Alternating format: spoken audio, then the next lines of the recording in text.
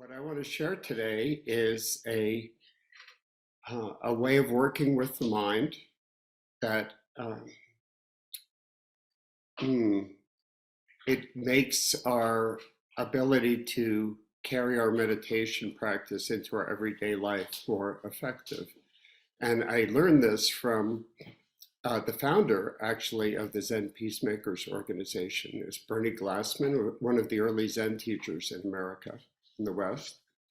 And when I was getting my master's degree at Naropa Institute, Bernie Glassman used to be on the board, and he would come to Colorado, which is Naropa's in Boulder, for those of you who don't know, and he would sometimes give little seminars for Zen practitioners there.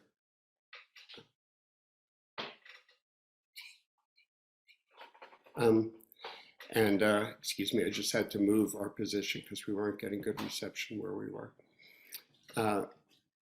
And for those of you who've ever looked into Buddhist psychology, there's this ancient system from the Abhidharma, the Buddhist teachings on psychology, that was known as the 5 Skandhas or 5 aggregates. And what we have, what I got from Bernie was this adaptation of that, which made it more user-friendly, because if you've ever looked into that system, it's maybe philosophically intriguing, but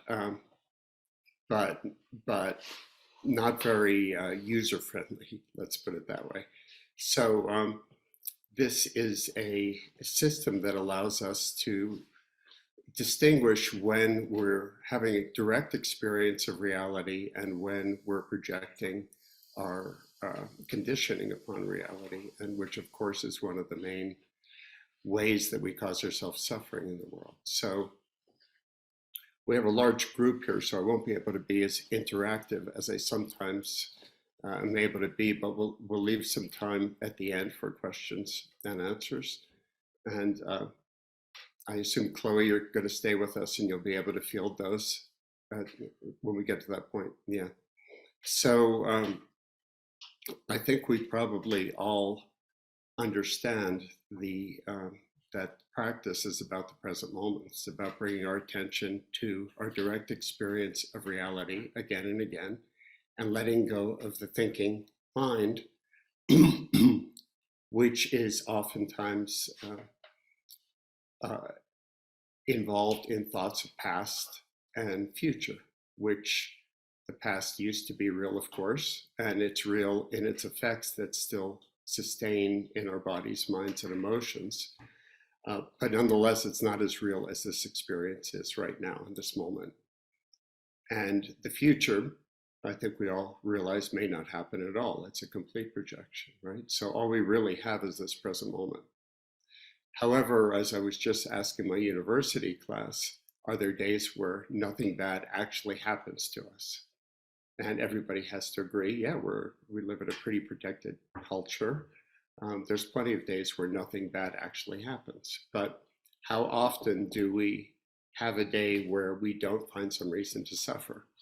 So when we're suffering on a day or in a moment where nothing bad has actually happened in our present moment experience, that's very likely to have come from our minds and hearts. Sometimes it comes from the newspaper or from the equivalent.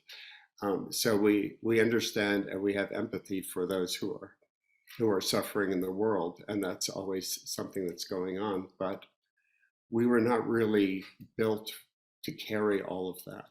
And if you think about the way human beings first evolved, we would have evolved to live in small groups, and we wouldn't have known what was going on over the next hill, practically sometimes. So we have to begin with bringing ourselves into balance and clearing our own suffering, and then we're more able to carry what needs to be done for the world. So this is a 5-step.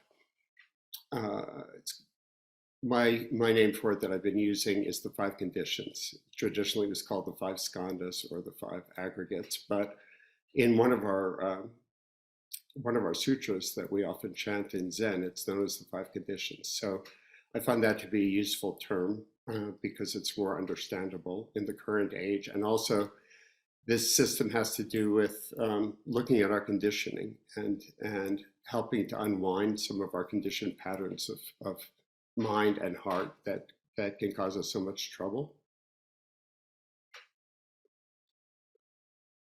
So rather than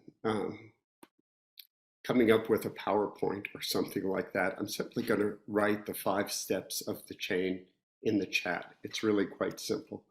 The first one is our direct experience of reality as close as we get to it.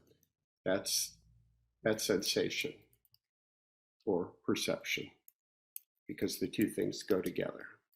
We wouldn't know sensations were happening if we didn't perceive them, and we can't perceive without sensations to fill our perception. So as close as we get to actual reality, I'm putting it in the chat again if you want to make note of it, is our direct experience through the senses of this moment happening. So right now we're experiencing what we're doing here through our eyes and ears largely. And you could say, in fact, that in reality, we're spending our entire lives together because this is the only place it happens, right? So you're a very nice group to spend my entire life with. So I'm glad to be here with you. But isn't it funny? Reality in itself is just that. It's this moment. And most moments of reality are actually just fine, unless we're actively physically hurting or recovering from, say, a loss, and so we're still hurting in our hearts and healing from that. Then actually this moment does not contain suffering.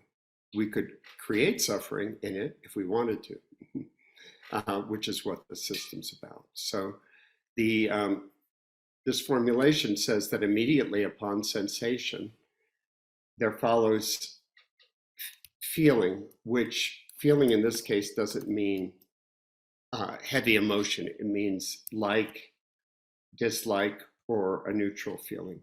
So, and I'm putting that in the chat as well. So I wish we could come up with a better term for this. We could maybe just call it like or dislike. So for instance, if we were to hear the sound of a bell, we would instantly know whether we liked it or not, right? And if I was to make an unpleasant sound, like, okay, I'm going to make one. I'm going to shout, okay? Warning everybody, okay? Ah! Okay, we probably don't like that, right? How many people? I can only see some of you on the screen. Anybody like it? Anybody not like it? Who liked it? Nobody liked it. Who didn't like it? Okay, so this feeling, plus or minus or neutral, is our immediate response. It's the first response of what we add to reality. So all that actually happened was there was a sound, right? There was a loud sound. I don't know how I came across on the screen, across the audio, but it doesn't seem like people liked it. So we immediately know whether we like or don't like something, or there's a large category of sensation that's just neutral. Like right now, there's all sorts of sensations coming into us, and this system says that that's always conditioning our experience of. It's really like a subtle mood. It's like what it feels like to be Kevin or Lynn or Bruce right now, or Chloe right now. There's a certain way it feels, and that's always got a slightly different color to it. So this system says this is always shifting depending on what's coming in through our senses. In and of itself, this isn't an issue. That we're always being colored by our environment, but particularly when we have a strong instantaneous dislike for something, sometimes that causes a chain of reaction that becomes difficult for us, and that's what we're going to be looking at. The third stage, there's only 5 stages to this, which is why I'm just doing something simple, which is putting it in the chat. The third one is reaction. So I can only see some of you on the screen, but that's okay. I wonder if people could raise their hands. How many people jumped when I shouted, even though I warned you it was coming? Did you startle a little bit? Yeah, okay. So that's the reaction phase, is we respond physically and or emotionally to the stimulus that's come in. So there's sensation, we don't like it in this case, and we startle. So, and it's almost instantaneous. One thing comes on top of the other, right? This becomes a little more complex as we talk about it, and it'll make a little bit more sense as we go along. But let's just say that our reaction can be physically tensing up, for instance, when there's a loud sound like that. It can also include, if you were startled, that's a fear response, right? It's a natural fear response to a sudden loud sound, right? I wonder, in addition to if we startled, if anybody got a little angry that I shouted. That's a pretty common thing. Or found it irritating. Okay, that's a slight anger response, right? I find it irritating when I do that. So the fourth level, and we're almost to all five here, and then we'll be able to put them into practice and see how they function a little better. The fourth level is called recognition. So that's where the mind catches up to what just happened, right? We've already heard the sound, which in and of itself is a neutral sound, right? Until we add our like or dislike to it, we're only peripherally involved with it, right? In and of itself, the stimulus that comes in, it has no affect to it, right? We're the ones that add like or dislike and a reaction to it. Now, these things are natural, of course. It's natural to startle at a loud sound. But recognition is where the mind catches up. So we've already heard me shout, even though I warned us, heard me shout, startled at it, and then the mind goes, oh, I see what he's doing, right? That's where the mind kind of registers what just happened, okay? And then the fifth level is I simplify what we call it. I just call it the story for our purposes here.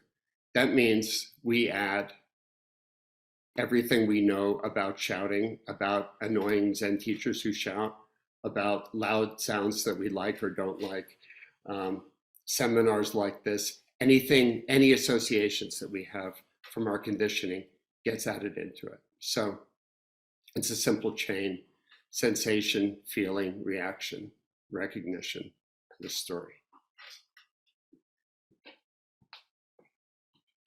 So let me give you an example that's probably will help bring this into focus a little bit more. Say we're at the Zen Peacemakers. Chloe, does the Zen Peacemakers have their own Zendo? Do you have a meditation hall? Online.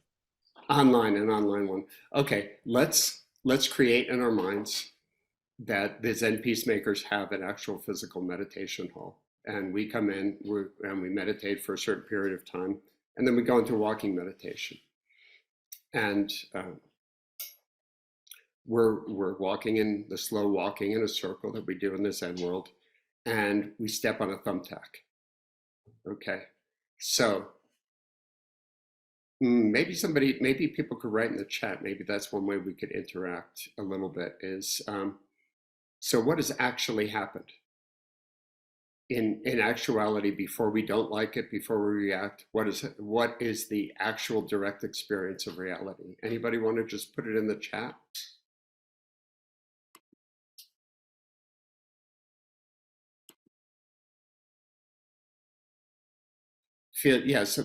People say pain. That's basically it, right? All that's happened is we have a sensation, right? A puncture, sensation, pain, pressure on foot, piercing of skin. Okay, so some people are trying to boil it down to what it directly is. Actually, it's arguable whether it's even pain, right? We feel a sensation and we haven't even labeled it as pain yet. I think there's no problem calling it pain. We feel the sensation in our foot, right? So second level is, now we humans are complex. It's possible some people feel pain and like it, but in general, we're gonna feel the pain of the thumbtack and we're not gonna like it, right? So we instantly have a feeling of dislike. The third level is going to be the reaction. Anybody want to put in the chat what you think the reaction will be? The automatic, quick, instinctive reaction. Someone says wincing, definitely. Somebody says jump. Somebody says, yes, swearing, saying ouch, okay. And reach the foot to see what happened. Yeah, I'm willing to bet that we would step on the thumbtack, not like it, and we'd have already plucked it out of our foot before we recognize what's happened, right? So this is a pretty clear example of how things unfold in our day-to-day human life, right? We have the sensation, we don't like it, we react by plucking it out of our foot, and only then does the recognition come in. And recognition is also sometimes called interpretation. So that's where we go.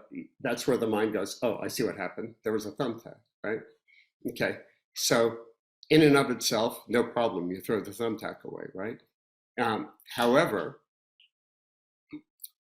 where things can get problematic is when the story downloads. So anybody want to say, when you've stepped on a thumbtack in a meditation hall where we're supposed to be safe, where it's not supposed to be, there's not supposed to be thumbtacks on the floor, what story might we download? Okay, somebody says somebody forgot to sweep, okay. Anyone else? Dang kids, tetanus, worried about infection, okay. These are, someone's careless. This is exactly how my whole day went. Susan Akers says, the desire to blame someone, yeah.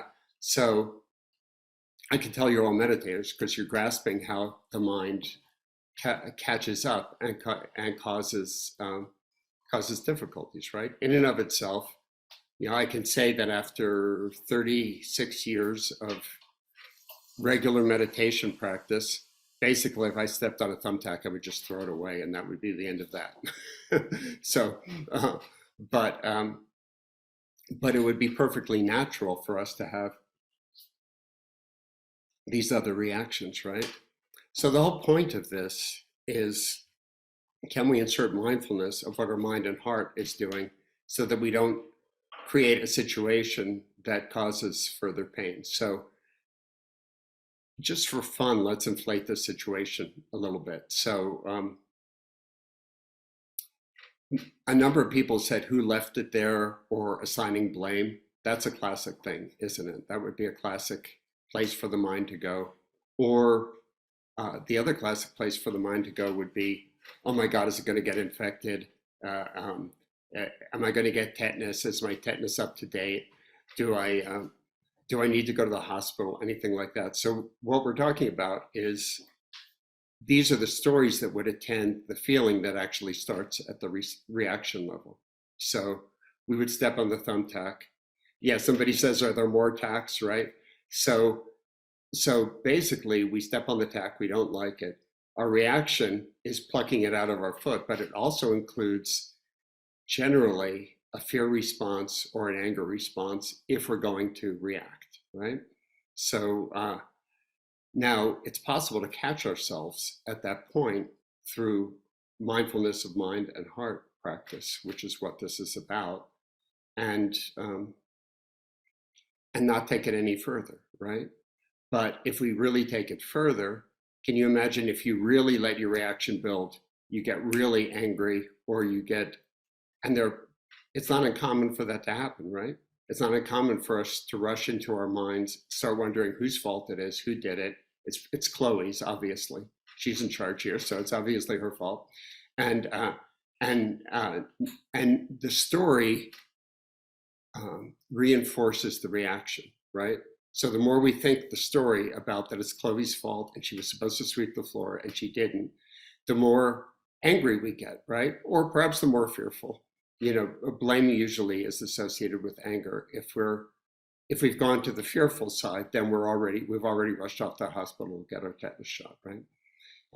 But in other words, a simple situation that doesn't need to compound itself and cause a further reaction can grow into, next thing you know, we're suing the Zen peacemakers, right? For the fact that there was a thumbtack left there, right?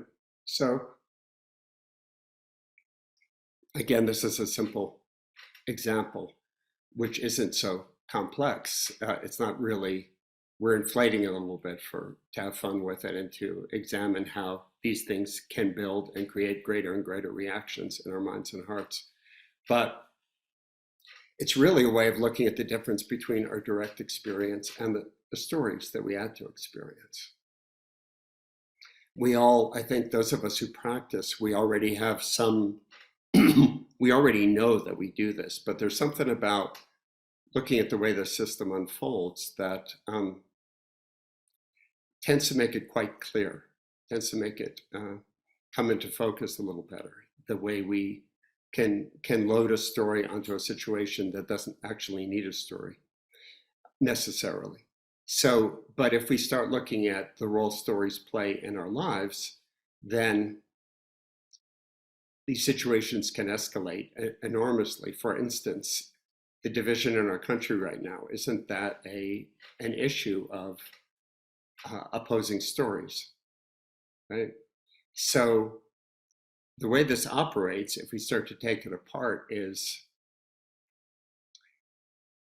these kind of sensations and these senses of like or dislike and these reactions are constantly coming into us and compounding and compounding.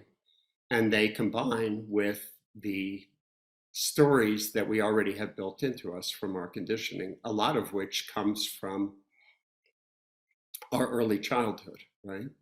By the time we start to take hold of who we think we are and what we would like to, the kind of people we'd like to be, a lot of it's already built in. We've got all sorts of preconceptions about what it is to be, whatever our gender is, whatever our nationality, whatever our ethnicity, etc. All these things stack onto each other, and it could become very complex. Racism is another difficult example. In fact, let's trace that through. So, and again, I'll ask the people in the chat to weigh in. When we see a person with different racial characteristics from us, what's actually happened before we get into any of our responses? What's actually happened in reality? Perception, yeah. Sarah says perception. Anyone else? We just witness a difference. Yeah, Liza says we witness a difference, right? In and of itself, that's all there is to it, right?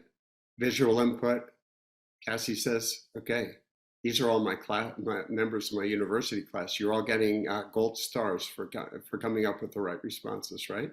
In and of itself, seeing somebody with different racial characteristics is simply a perception, right?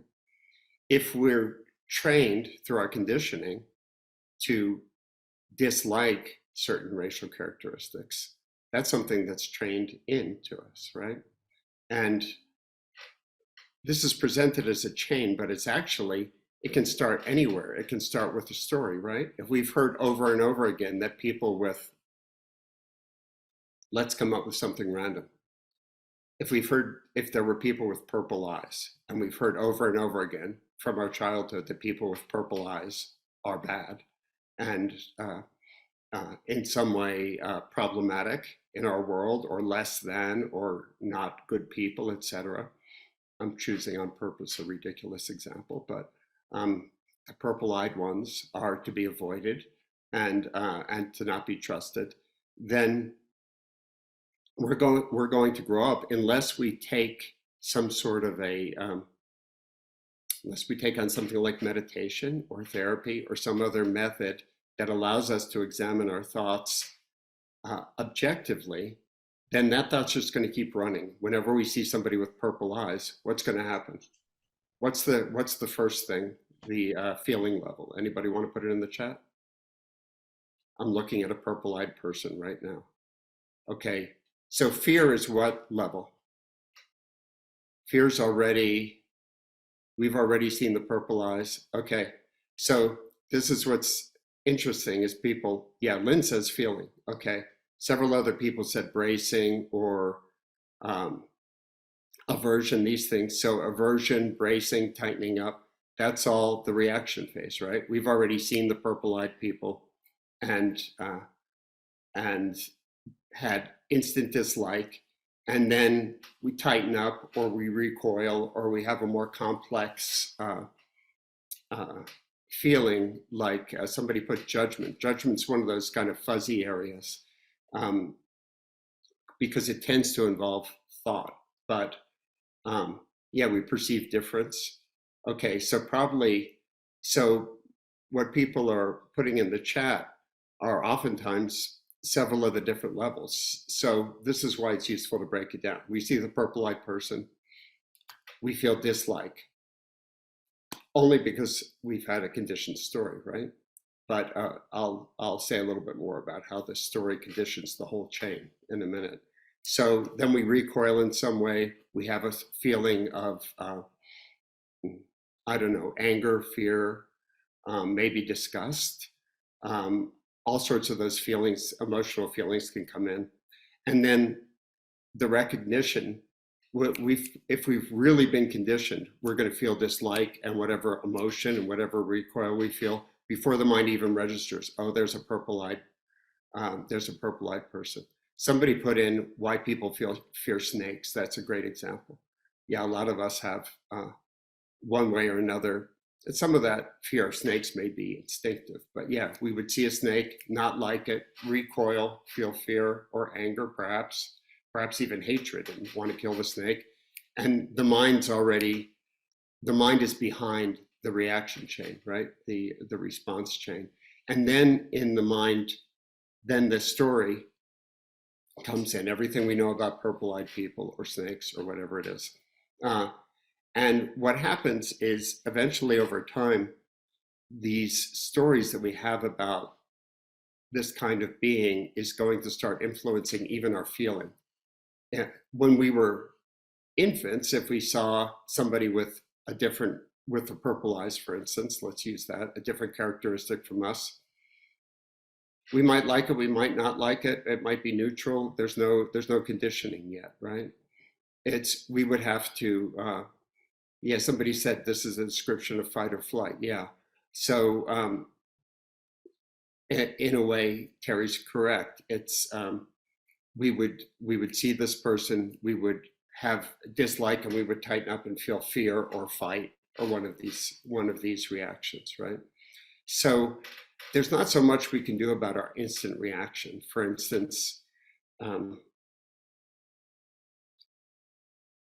if it's an unconditioned reaction, like probably we're born with a propensity for liking chocolate or vanilla, right? It's probably not even a conditioned thing. The first time we tasted chocolate or vanilla ice cream, we liked it or we didn't like it, right? Many things are like that, and it's not a problem, right? So the problem is when we don't get what we want. For instance, we go to the ice cream shop and we're with a bunch of friends and we really want the chocolate. We built up a story in our head that we're going to get chocolate. It's going to be wonderful. And then we see that they only have vanilla. They're out of chocolate, right? So we're not going to like that. But if we have mindfulness of mind and heart, we can stop the reaction right there. We can realize, oh, I'm going to tense up. I'm going to recoil from this situation. Obviously, we're inflating the situation a lot. If a lot of us are going to just go, okay, I'll have the vanilla instead, right? But I bet we've all been in a situation where somebody didn't get what they want and they wrecked the whole outing, right? So what happens is there's no chocolate. They get upset emotionally, right? And then downloads the story that they ought to have what they want, and it doesn't have what they want, and the whole day is going to be ruined. And then they proceed to share that feeling and that story in a way that ruins the day for everyone else. So my little bumper sticker way to remind myself of this is don't mourn the chocolate. Okay, we can substitute a more effective story for the negative one. The negative one would be, I didn't get what I want. I like chocolate. Why is there never chocolate? How come I never get what I want? How can, right? These are all ways of thinking. These are all stories that can be overlaid upon the situation and cause a lot of difficulty. So what would be effective at this point would be if we could get a story from our studio audience of somebody who's got, tell you what, let's do one other example. How many people have ever had this experience of having somebody give you a funny look at work, or a neighbor, or a person at school, or in some situation wherein somebody gives you a funny look and you think that means they don't like you or you've done something wrong? I just wonder how many people, can I get a show of hands, how many people have had this experience? Okay, hands are coming up all over the screen. Everybody's had this experience, right? Okay, how many people later discovered this wasn't true at all, that it had nothing to do with us? In fact, how many people later discovered that maybe the person actually likes us and they're just shy around us, or they feel intimidated by us, or they admire us? Okay, so this is an almost universal situation. So let's trace through the 5 conditions what happens. What in actuality happens when a person gives us a funny look? Let's use the chat again. We've got 57 chats in here. I'm not able to keep up with all of them, but this is great. Yeah, we feel, so Sarah says we feel something. In fact, it's even before feeling. What has actually happened? Look at Chloe's screen now. She's giving us all a funny look. Give us a funny look, Chloe. Okay, there you go. She stuck her tongue out. All this happened as perception, right? So we're not puzzled yet. Somebody put in, I'm puzzled. But puzzled is the 3rd level of reaction. So this is why it's useful to trace out this chain, because if we start to see it unfolding, we can conceivably interrupt it, right? Wondering why is thinking, right? All this actually happened as perception. Jessica, who's also in my class, is perception. You're all getting gold stars. Okay. Somebody says, see the funny look. Okay. Yeah, that's all that happened, is someone gave us a funny look, right? So in the feeling level, how do we react to somebody giving us a funny look? Like or dislike, right? We often will add a negative, right? Maybe we also give them a funny look, somebody says, which is good. Yeah. So even confusion or curiosity, these are the reaction level, right? When somebody gives us a funny look, we might not have a feeling response to it. After years of teaching, I've taught college for 25 years. I've learned a funny look doesn't mean a thing. So I've built a new story, which is that I can't really go anywhere with the fact that somebody's giving me a funny look. I used to teach meditation weekends at the university. We used to be able to do these through the honors program. That program isn't happening anymore, but I used to teach a 3-credit upper division class in 2 weekends. We would do writing and meditation. And there was one guy who just sat in the back of the room the entire time with the most dour look I've ever seen on anyone's face. And he had his arms crossed, like this, which is supposed to be and he just sat back, leaning back in his chair with this look that, and he's just looking at me the whole time. And I really thought, oh, this guy hates this. He's bored. He's irritated. He's just got to take this class because he needs 3 credits for some reason or whatever. All these, basically what's happening, all that was happening is he's got this look on his face. Everything else is what I'm adding to it, right? He has this look. I don't like it. I felt the reaction phase, I felt irritated by it, right? I felt like, why is he looking at me that way? And I found it distracting and kind of, it threw me off a little bit in my teaching. And the recognition phase is nothing more than he's giving me a funny look. That's all there is to it, right? It's the mind's going, why is that guy looking at me? And then the story downloads that people who have that kind of look on their face are unhappy, or they're disgusted, or they're bored, or this or that. When the 2 weekends ended, I had must have had 30 or 40 people in that class. 90% of the class filed out without saying a thing to me. Maybe 5 or 6 people on the way out of the class said, thank you, that was interesting, that was good, whatever. The only person who stopped and talked to me at length was this guy who was sitting in the back. And he just came up, he said, I got to shake your hand. This weekend completely changed my life.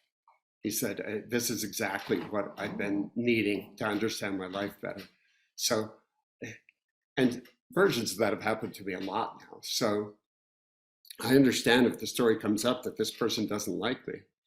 This mechanism we develop in meditation, which is just to see what we're thinking and to be able to return to the direct experience of reality, over time, this can gain tremendous power. It means when a thought like that comes up, this guy doesn't like me.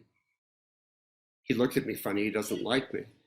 We can just see the thought, and just like the instruction when we're doing meditation, we can see the thought, acknowledge it, and then instead just return to our direct experience of reality. And not, if we feed the thought, what happens is that feeds the reaction.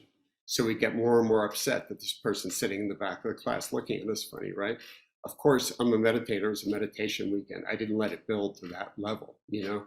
But nonetheless, if I looked at my unexamined story, which is really what this is about, what unexamined stories are conditioning our direct experience of reality, then I'm causing myself a lot of suffering by imposing my story about what funny looks mean upon a situation that in itself is neutral. Does that make sense?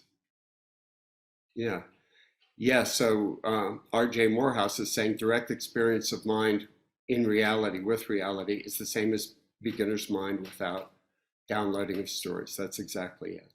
Now, stories are not necessarily bad. You know, we're looking specifically at the stories that cause us trouble. But some stories, if we go back to the thumbtack, sometimes we've learned or overlaid a story that that is more useful. So our unexamined story might be, I'm going to get tetanus, better run to the hospital, or which is a fear-based story, or it's Chloe's fault, I'm going to sue her, right? Which is an anger-based story. But if we've learned mindfulness, it might just be, oh, I better be more mindful. You know, I better watch where I'm going because the universe has thumbtacks in it and I might step on them, right? So, or it might be, wow, I'm glad I got this thumbtack so nobody else stepped on it, right? Or I better look on the floor and make sure there's no other thumbtacks. So there's other stories that can be added to our experience that can be positive, right? And I'm an author, I'm a storyteller by trade. So I deal in stories all the time. Stories can have all sorts of wisdom applications and learning applications and just enjoyment and fun applications. But what we're looking at here is when we have an unexamined story that's causing us pain, right? Unexamined stories. And what happens is the chain loops back on itself. So the more we tell ourselves a bad story, the more it feeds our reaction, which makes a worse story, which feeds our reaction, which makes a worse story, right? So this mechanism that we have in meditation of seeing the thought and being able to return to reality eventually develops in us this this capacity to discern whether our stories, our conditioned stories, are serving us or not. Okay, so people may have been conditioned to racism, but they could start telling themselves a different story in time and train themselves out of it. Many people do this, right? Many people become aware of unconscious biases, for instance, or they become aware that they're attached to a certain story that's not serving them. Here's another example. How many people have a story that causes us pain about what our gender is supposed to mean, what we're supposed to look like or be like by being a man or a woman, and how many people have had to do some work to reframe a story that's more healthy? Many of us have had to do that. Eliza says constantly, right? It's one of the things I had to learn was it's okay for men to have emotion, right? I learned that big boys don't cry. Any other of the men out there learn this one? You know, that it's not okay for men to show emotion. Yeah, I had to definitely substitute a different story in my head for that. Yeah. So anyway, I think we have reached the point where it would be good to have some examples from our studio audience. Anybody want to put in the chat a situation that they're experiencing where something is upsetting, and you know that actually, see, oftentimes we know this doesn't have to upset us, but we don't have the power of mind and mindfulness and awareness of our own emotions to be able to do anything about it, right? So the reason I'm bringing this forward is because, for instance, I just had my university class. I suggested that we're in our third week. I suggested last week that we should that we might want to take on either a worry issue. So I asked how many people in the class sometimes worried about things that they knew were never going to happen, but nonetheless they couldn't do anything about it. Everyone in my class raised their hand. Okay, that's just a ubiquitous thing, right? So many people have that. We worry about things that we know will never happen, but knowing they'll never happen doesn't stop the pattern. Or how many people have negative self-talk is the other thing I asked. And also everyone in the class raised their hand. That's that voice in us that tells us we can't do so-and-so, or we'll never do so-and-so, or we're not good enough to do it so-and-so, or we're not as good as this person, we're not as capable as so-and-so person. So these are patterns of thinking that this mechanism of looking at thought, returning to reality, releasing the thought, over time can have tremendous deconditioning potential and reduce our suffering enormously over time. And for instance, I used to be really prone to depression and anxiety in my 20s, in my teens, 20s, and even into my 30s. And because of, I used to have anxiety because of worries, and I used to have depression that was linked to negative self-talk, you know, and I eventually was able to unwind those through meditation and through using these kind of techniques. We have to be willing to catch ourselves thinking along these certain lines, release the thought, return to reality again and again. That's how it works. And you have to somehow raise the energy to do that 1,000 times, and that's just the first week. But eventually we can train ourselves out of some of these mental patterns. So somebody says they have to go and finish this up later. We will be recording this, and Chloe will have some way of making it available to people. So would anybody like to share a situation? Try and choose a simple one, like an issue with a relative or something, maybe, or an issue with a coworker, something like that. Anybody just want to raise it in the chat, a fairly simple, or I suppose, can you see people when they raise their hand, Chloe? I suppose you could call on somebody. Yes. Or you can raise your virtual hand. You can raise your virtual hand. Okay, long anger with your father, somebody says. Chelem, are you okay to speak about this? You want to come on off mute? We'll talk about it. Okay. So here's an example that we'd have to simplify to get somewhere with it. So is your father still with us? No, he physically has died. He's still with me. But he's still with you in other ways, right? So for simplicity's sake, let's go back to one of your last interactions with him that might have triggered this. So what kind of thing might your father have said to you on a given occasion that might have triggered this whole chain? Probably the simplest example is he knew when he was 8 years old that he was going to be a doctor, and he went straight for it. Okay. I'm an artist and a musician, and my life has been filled with curiosity. I would go this way and, oh, this is interesting. Right.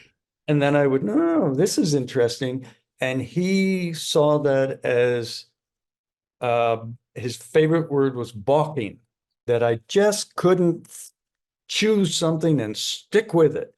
Okay, And so balking, is that what he yep, said? yep. Okay, so let's pin it down to a specific situation. Say you're sitting having coffee or drink with your dad, and he brings this up, right? So basically he says, Chalem, I've been thinking about this. Am I pronouncing your name right? Well, Chalem? it's Hebrew, so it's actually Chalem. Halem, okay, Halem. He says, Halem, I've been thinking over your life, and just these recent choices you've been making seems to me like you're balking again. Okay, so anybody want to put in the chat all this happened? Actually, before conditioning comes in. Now, please know I'm not diminishing anybody's reactions or ideas. These are, it's natural. We all have these, right? The question is whether we walk away and we continue to hit ourselves over the head with what our father said. Somebody said the neck muscles tightened. Okay, what level is that? Anybody want to say? What level of the chain is that? Reaction. It's reaction, right? So he says, Halem, you're balking again. And instantly you don't like that, do you? And not only that, but it's understandable. You're never going to like it. However, we may not be able to do that much about our initial like or dislike. We may always like chocolate better than vanilla. We may always dislike it when somebody says we're balking or whatever it is, whatever. I'm not even going to ask how many people have heard their parents say judgmental things to them and disliked it, because I'm sure there's probably a majority of people who've experienced that at some point. So, and then somebody said they felt their neck muscles tightening. Okay, so that's the reaction phase, right? And in the recognition, which is also sometimes called interpretation, the fourth level, sometimes is more important than others. In this case, it's probably just Halem just going to himself, here we go again, right? You recognize the situation. Okay, so Joni says you might lash out. It's true, the reaction phase might instantly cause a lashing out, depending on what our relationship is. So when we begin to insert our mindfulness of mind and heart into this chain, the potential is to catch ourselves as soon as they're saying something we don't like. And can we just take a breath and release the reaction? Sometimes we can, sometimes we can't, right? But we can certainly work with releasing the reaction. So I'm sure you could, well, somebody said that they could feel their neck muscles tightening up. I'm sure we could, a lot of times we'll catch ourselves at the reaction phase. Our neck muscles tighten up, our whole body might tighten up. And depending on what your relationship is like with your father, some of us would wilt and recoil, and some of us would lash out. Joni's got her hand raised. Did you want to add something, Joni, or did you already add it in the chat?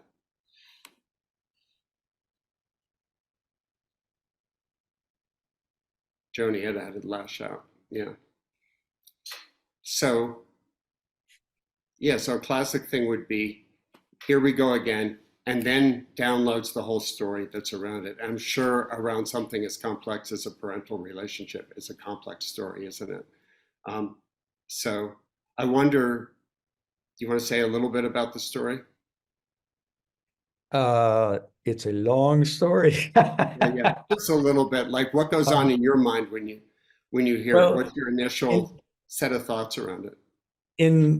From early childhood on, in wishing to have my father's acceptance, appreciation, recognition, respect, I turned it on myself that all of this judgment and accusation was disapproval and dislike of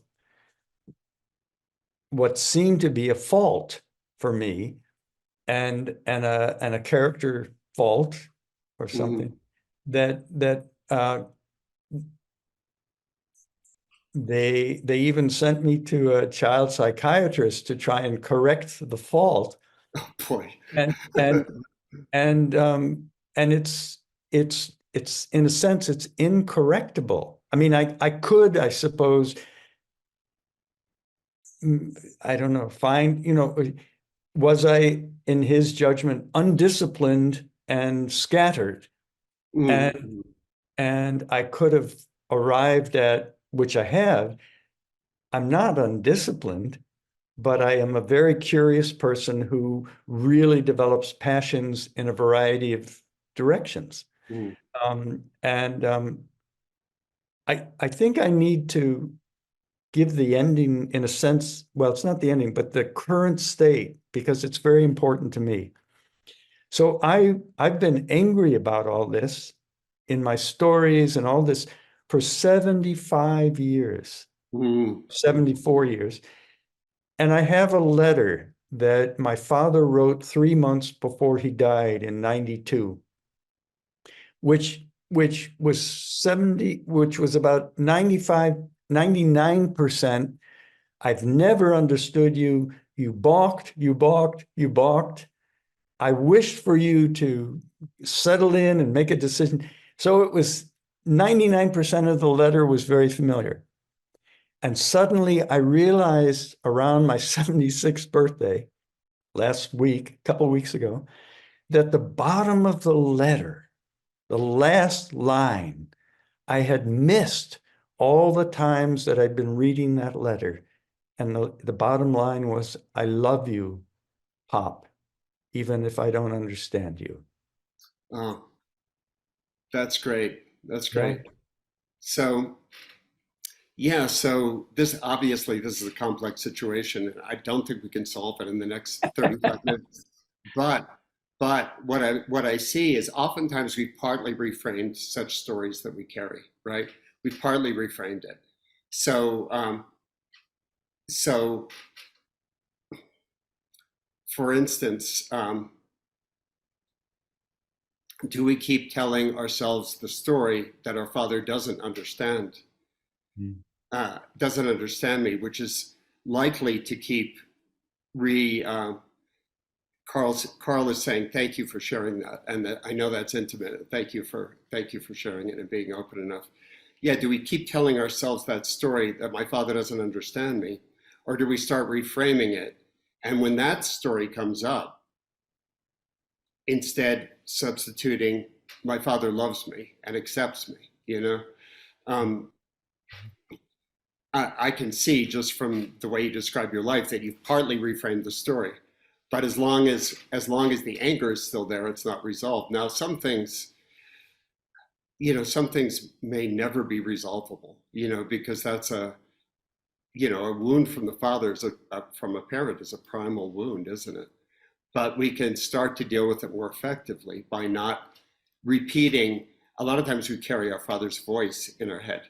I had a friend who, three of my old friends that I was in residence with at monastery years ago, all three of them came to visit me at one point.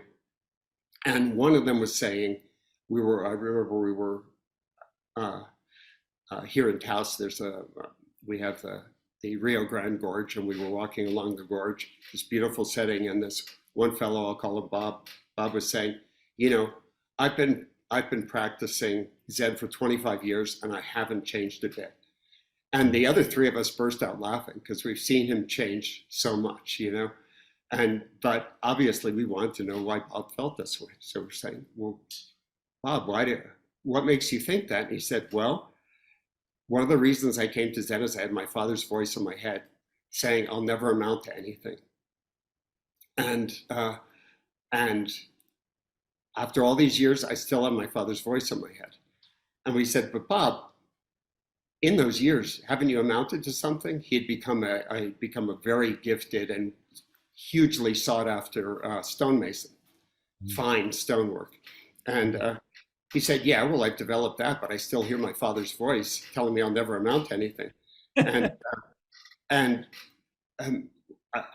we had to say, but Bob, father's voice no longer has the same effect on you, does it? Because it used to bind him up. we may or may not be able to free ourselves from that voice completely. But if dad's standing over in a corner while you're being a stonemason who's getting very well paid for doing very fine work, and he's over there going, you'll never make it, maybe we can just kind of say, thanks, Dad, but I'm not sure you're right.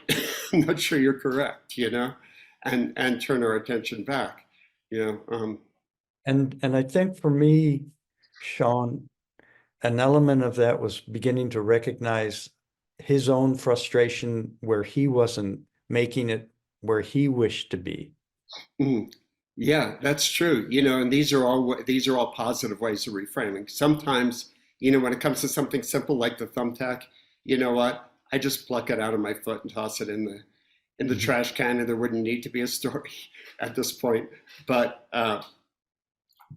in more complex situations, there may be always the tendency for a story, but we can reframe it. We can, for instance, our friend Bob can just say, well, thanks for the insight, Dad, but I actually think I have made it, haven't I?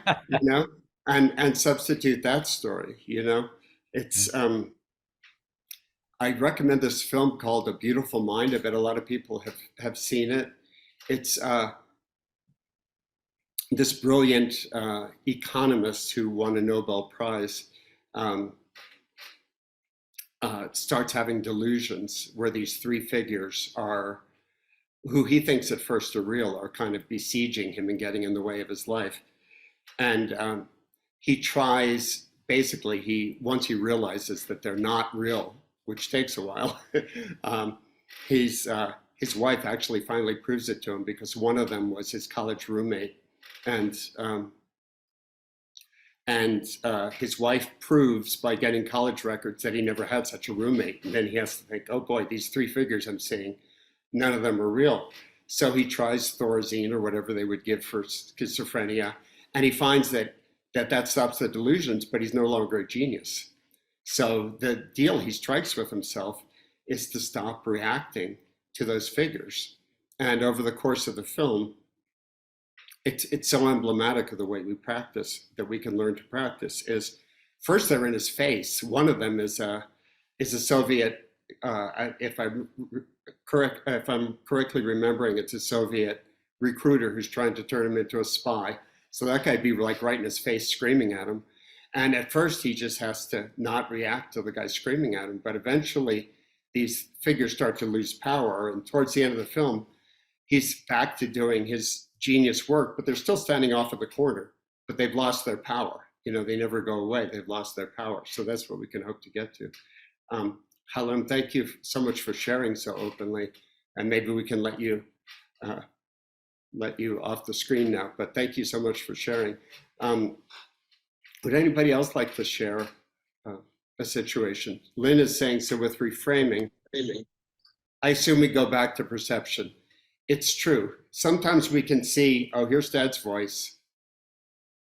We don't cut it off, we don't suppress, but we look at Dad's voice, and we can, over time, through practice, we can learn to discern ourselves that the voice isn't true. I think it's true that Halem's not a balker, right? He's a different kind of personality, and it's okay to be that personality. So Dad's voice comes up, you can still be kind. You can go, thanks for your opinion, Dad, internally. That's our attitude. And then we either turn back to what we're directly doing. In the case of, I forget the character's name in the film, this is based on a true story. He just goes back to his work. Or you can reframe it and you could go, Dad, I know you love me. Thank you. I know you're trying to help. He is trying to help, isn't he? But thankfully you were able to refuse his help, because if you took on all his help, you'd have gone down the track to become a doctor and you'd been miserable. That's probably what he wanted for you, but it wouldn't have suited you. You had to go your own way, right? Yeah. Hello. Yeah. I attempted that. In high school, I went to a special technical school for college level pre-med. Yeah, right. And 2 weeks into 11th grade, I realized I can't do this. Obviously, not going to work, is it? Yeah. So Dad's wrong. That's just wrong, And sometimes we have to accept that. Yeah. Heidi's got something she wants to share. Hi, Heidi. Lynn is saying, let me just touch on this. With reframing, we go back to perception. It is true to some example, except to some extent, I mean, but sometimes we have to reframe it as a story. You know, we have to go back and say, actually, my dad loves me, but he's mistaken, you know, and I'm okay the way I am. I think that's, you know, with my issues with my parents at one time, that's what I had to keep telling myself is reframe, you know, I'm okay the way I am. I'm okay the way I am. The funny thing is they eventually came around. They thought, you know, everybody else is doing something sensible, you know, following some career path. And what's Sean doing? He's kicking around going to Zen monasteries. I mean, what's wrong with him? You know, but eventually, after a few decades passed, it turns out that whenever there's a family crisis, guess who everyone calls? Sean, because he's calm. He's not freaking out, right? So they eventually came around to understanding, oh, he's doing something. He must be doing something right because he's not, you know, he's the only sane one when the family's completely out of control. Talk to Sean. It's kind of funny, kind of humorous. You know. Heidi, yeah, what did you want to share? Well, I wanted you had asked the question if somebody wanted to share a situation. Is this the time Definitely, that you want that? definitely. This Okay, is the time. okay, before I do that, I just want to say it's really interesting. I was thinking when you shared about that other story, sorry, the sir that I don't remember your name and I can't see it, so I can Colin, but yeah, the how other people frame the story, how they share it with you, sometimes you have a reaction to that, not the right, actual situation.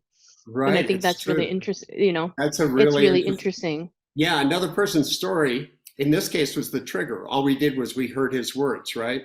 But the words are loaded. We heard dad's words, we didn't like them. His words are his own story and they're loaded. Yeah, this gets complicated when you start to trace the threads. This is why I wanted to boil it down to one situation. What does one thing dad say? You know, Yeah, and yeah, because we can't trace all the threads at once. It's incredibly complex, you know. But yeah. we can trace one line of threads. Yeah. So So my situation is a friend of mine who's having a hard time finding work or a situation where she feels. I brought her to a food bank, which I love going to, and at there was a small situation where we got there, you know, and I'm hoping that she's going to enjoy it like I do, right? right, And right. she gets there and she realizes that one of her earrings is missing. And my inquiry, like my complete, like immediate feeling is, oh my God, she's going to blame me for bringing her here. And then she's going Oh, to think wow, people stole her earring. wow. And I was like, suddenly, like my energy just like dropped and in fear of my own ego. Like I realized Right, my own ego was there and I right. was like worried the entire time, like she's going to, and she was just like, oh, it fell. Okay, it happens, you know, later. And Great. later I reflected on it and I realized anytime my mother would lose something, she had this blaming, like she would blame the Right, environment, right, blame the other right, things. right. And I was placing myself in that experience. And I was Yeah. like, wow, my ego is so big to think that my friend would blame me for Mm-hmm. bringing her there because of Yeah, this experience. yeah, You know, yeah, like it's yeah. fascinating.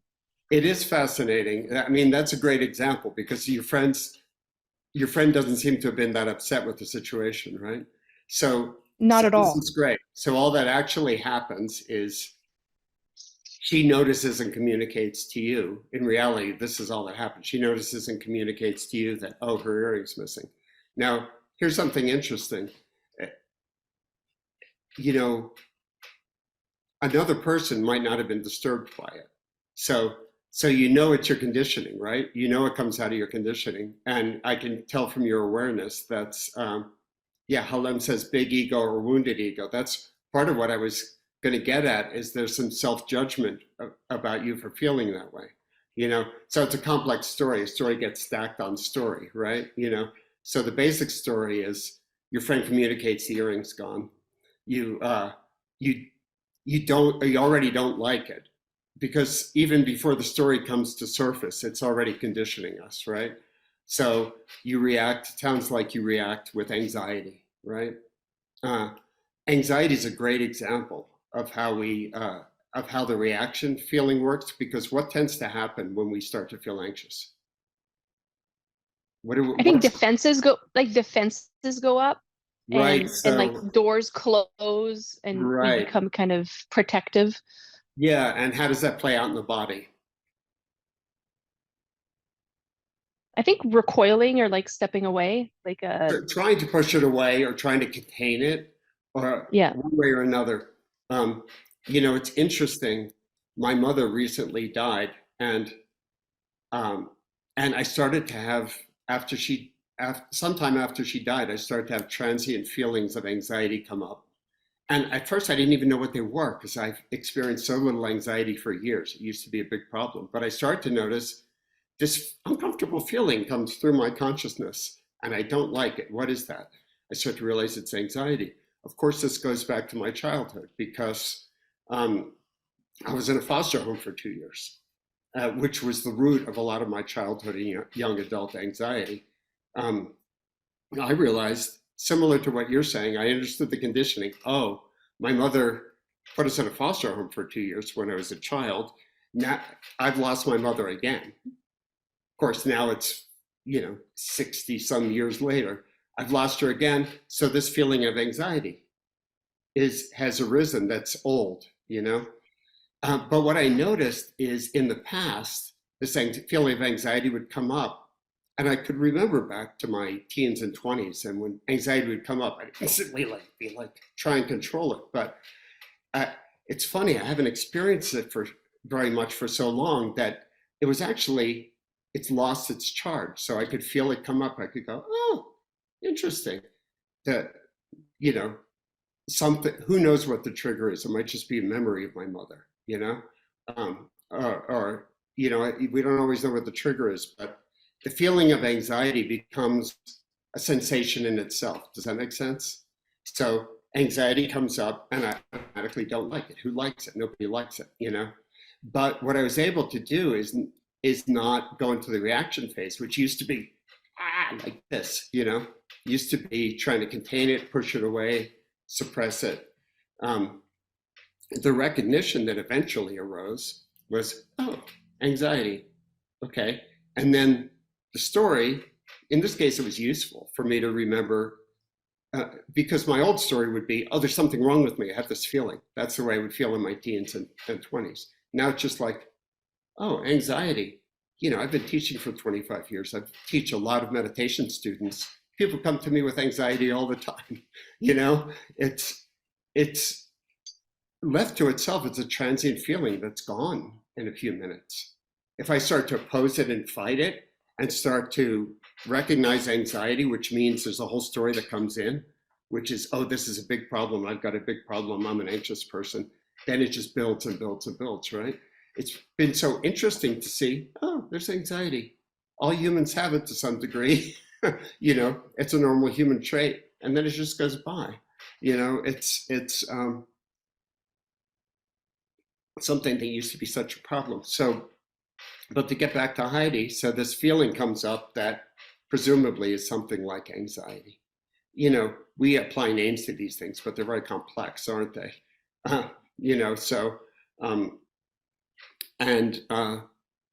And in this case, maybe the recognition phase isn't that important. What's important is we go to the story that it's my fault, And so the way that I would work with that would be to start watching for it's my fault stories in your life, And we can't take on, like I tell my university students, it's possible in a semester to make some headway against unreasonable anxiety worry about the future, or negative self-talk. It's possible to make a lot of headway in just a semester of meditation against some of those things.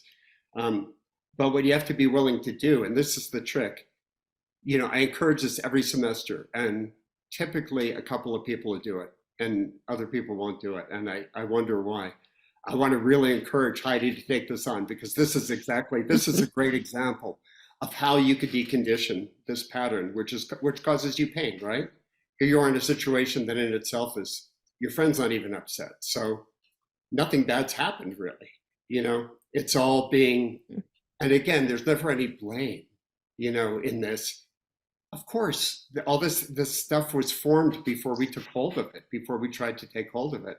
In fact, back to Halim's father, he's in the grip of a set of stories that he hasn't learned how to examine or how to do anything with. We have this amazing mechanism, which is when we see this story raise its ugly little head, blame, self-blame, we can just notice and say, okay, I'm going to return to what I'm doing, or I'm going to reframe it.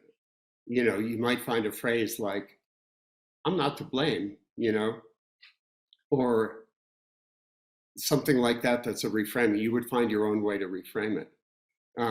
Now, the thing we need to know is that any change like this, when we undo our conditioning, some part of ourself is comfortable with it, believe it or not. So if we start letting go of a conditioned story like that, we're going to face some emotional discomfort just about the change.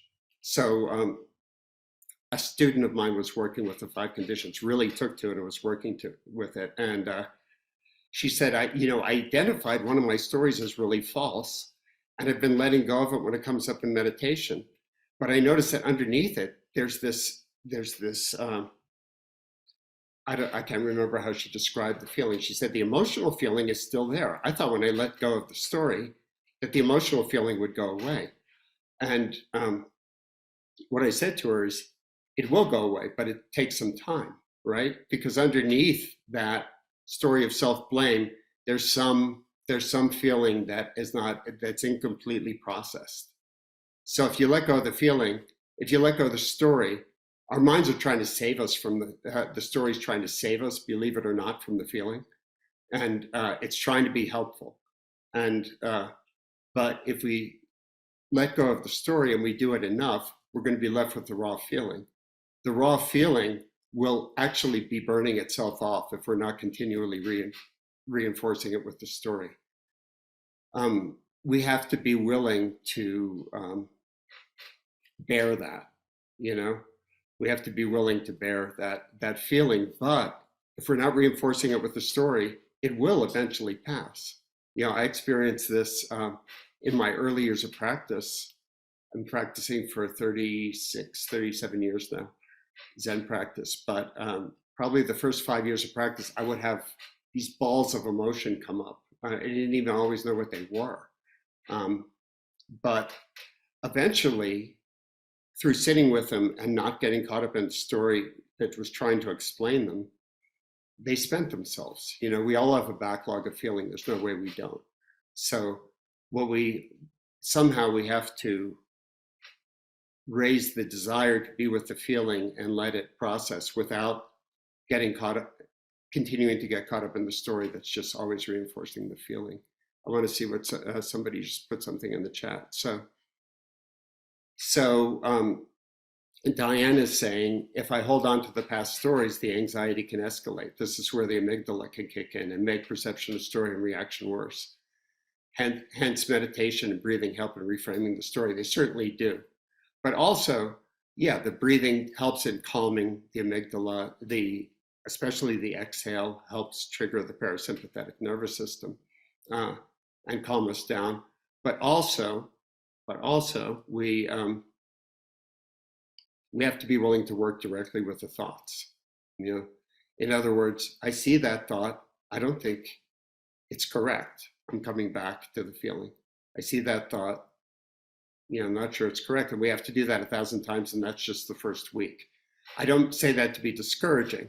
I say that because that's realistic. However, I've seen students make great progress in a semester. So you let go of it 1,000 times the first week, the second week. What's to stop you from letting go of the story 1,000 times in the second week? Somehow we have to raise enough self-regard that it's worth doing it.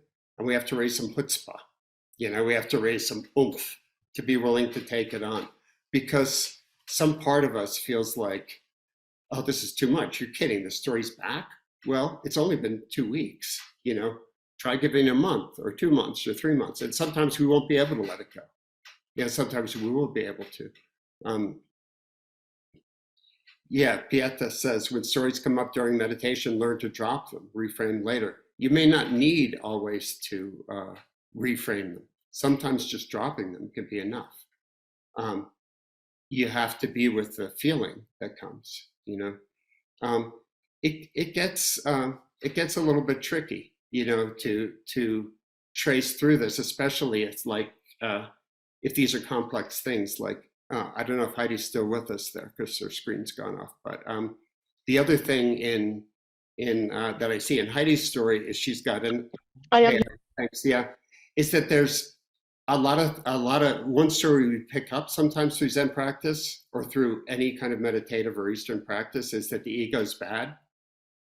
And so actually the ego is not a bad thing. I've had some really good Zen teachers, but I've never met one that doesn't have an ego. I'm not sure such a thing is possible. What we hope is that part of ourself, it's hard to even define what the ego is, but if we define it as that self-protective part that feels like we're at the center of everything, what we hope is that can soften, become permeable, become less rigid, become used more in the service of something greater than in the service of just protecting ourselves. We're going to need that ego. My joke is always, if you have an IRS audit or you get pulled over by a police officer, you're going to have to raise your ordinary human identity and present it to that person, and there's many situations in life that are like that. That's obviously an exaggerated situation, but I was talking to a student in a retreat once. We were having a one-on-one interview, and she was in this very high, lovely, beautiful state that can come from meditation sometimes, where she felt one with everything, the plants and the trees and the breeze and everything. And we were talking about this, and I was saying, when we get into those high states in meditation, they'll pass, and then they're wonderful to have, but highs don't last forever, right? So I was saying, you're experiencing being outside your ego now, but don't judge your ego. You're gonna need it. And she said, yeah, I guess you're right. She said, if a cop pulls me over on the way home from this retreat, I can't say, hello, officer, I am the sky, I am the wind. You're gonna have to pull out your driver's license and give your name and your identity, right? Helen, you got something you want to add or comment on? Well, I deeply want to thank you, because in the moment that you've been speaking, another amazing reframing has occurred, which just makes me feel so tender. My mother loved to sing and play the piano. And when she was at the piano singing, she was alive. She was just so vital. And I suddenly had this flashback of and I would join her. I'd stand by the piano and we would sing together. And it was just such a delight. On the opposite side of the room, my father's standing with his arms crossed, watching us without any kind of comment or participation. It never dawned on me until just as we were speaking that he may have felt isolated or left out, or somehow wishing he could be part of that, but not knowing how. See, what a great reframing. I bet that is true, that he wished he could be looser and not so rigid and more free. But you see, here's his ego. His ego has to say, if you're in a self-defensive stance with your ego, he's got to tell himself that my son is wrong.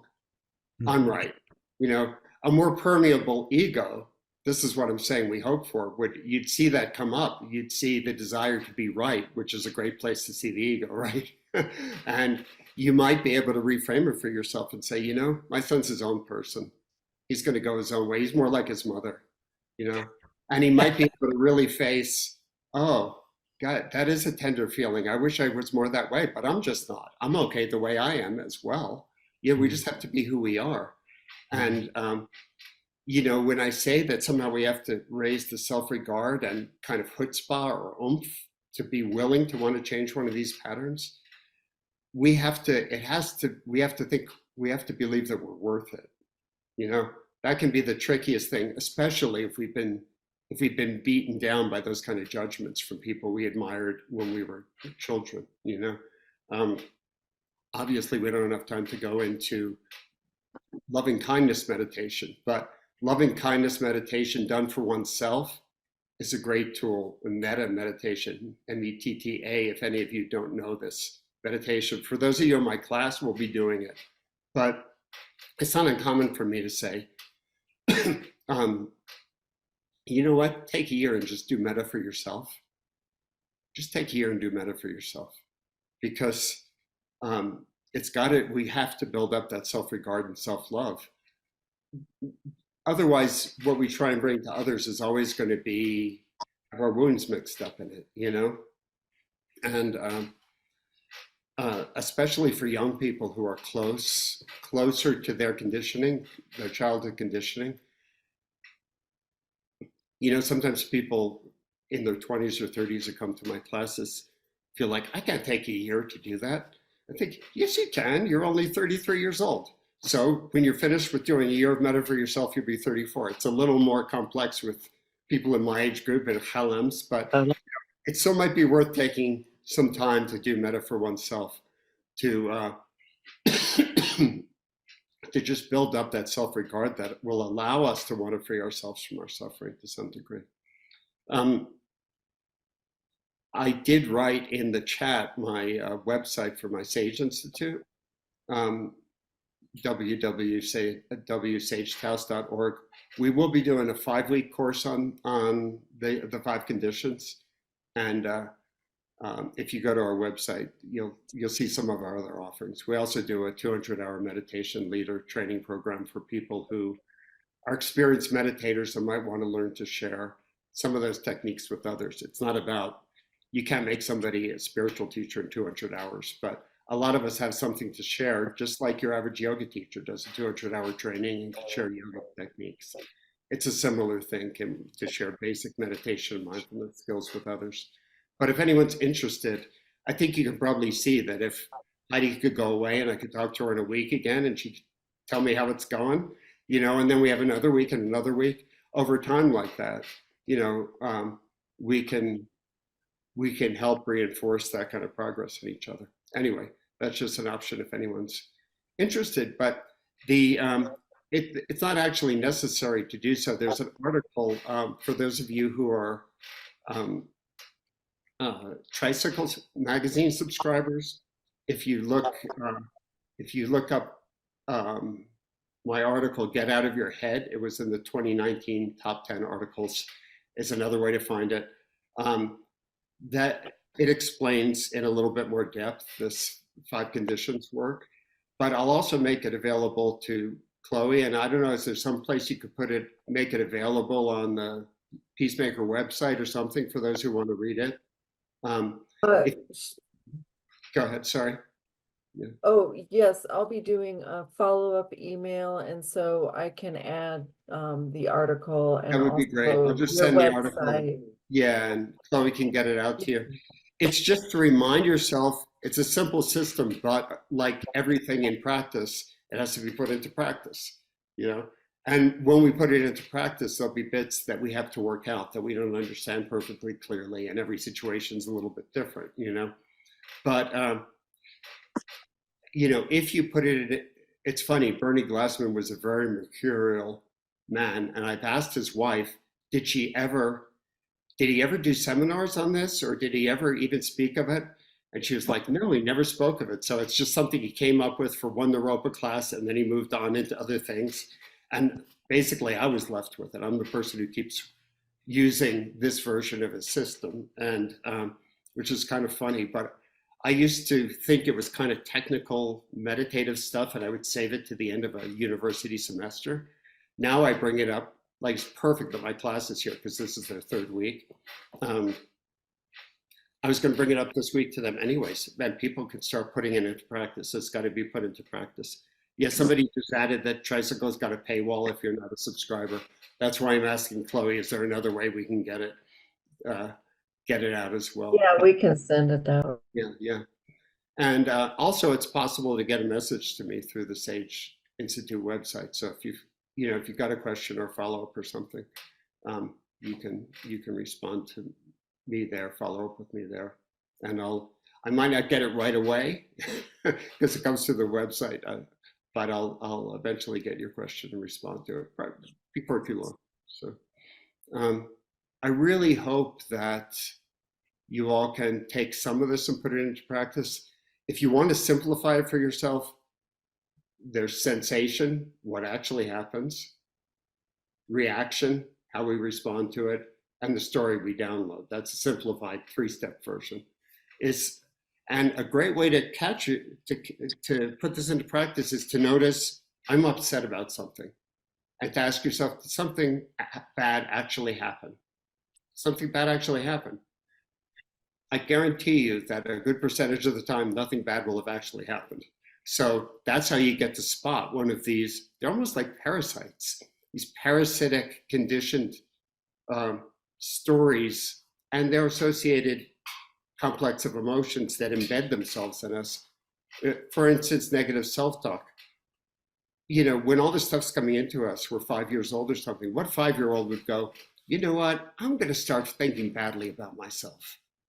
You know, we wouldn't do it. It wasn't us. We didn't, you know, it came from parents, peers, teachers, society. You know, we wouldn't have chosen to have it there, but by the time we start to take hold of who we are, it's already there. So the question is, how willing are we to tolerate it? We can't take care of everything that's in our mind, probably in a lifetime, you know, that's in our mind and hearts, but we can take care of some of the worst stuff. I could tell you that I really took on worry and negative self-talk, those two patterns in my life at different times. And oh boy, is life better without being constantly anxious over worries about things that'll never happen. That was not so hard to get rid of. The negative self-talk was a lot tougher. It's like, it's close to what Helms was sharing, you know, a set of voices about who we are that came in from, you know, from our parents, especially, or teachers or society. But it's worth the work and the effort to try and clear the worst of these out, you know. And I can say without worry and without negative self-talk, oh boy, did this practice reduce my suffering, which is exactly what it's supposed to do, right? I find other ways to suffer. We all will, always will, but the load's, you know, considerably lightened. So Chris is saying he notices when he scolds himself, he sounds exactly like his mother. Isn't that it? You know, so you start catching, hey mom, thanks, but no thanks. You know, like with me with the negative self-talk, I had to catch myself. Is this true? Am I really never, you know, going to make it as so-and-so? I don't think that's true. I'm going to return to, in my case, it was working on a book when a lot of it came up. So I think I'm just going to drop that and get back to work on my book. You know, we'll find out whether I'm good enough to get it published or whatever, you know. It's, anyway, that's our time's up. It's been wonderful spending my entire life with you all. And then we're going to go on to a different entire life, which happens in the next moment. But right now, our whole life is spent together, and you're lovely people to spend it with. This is our reality, right? Here we are.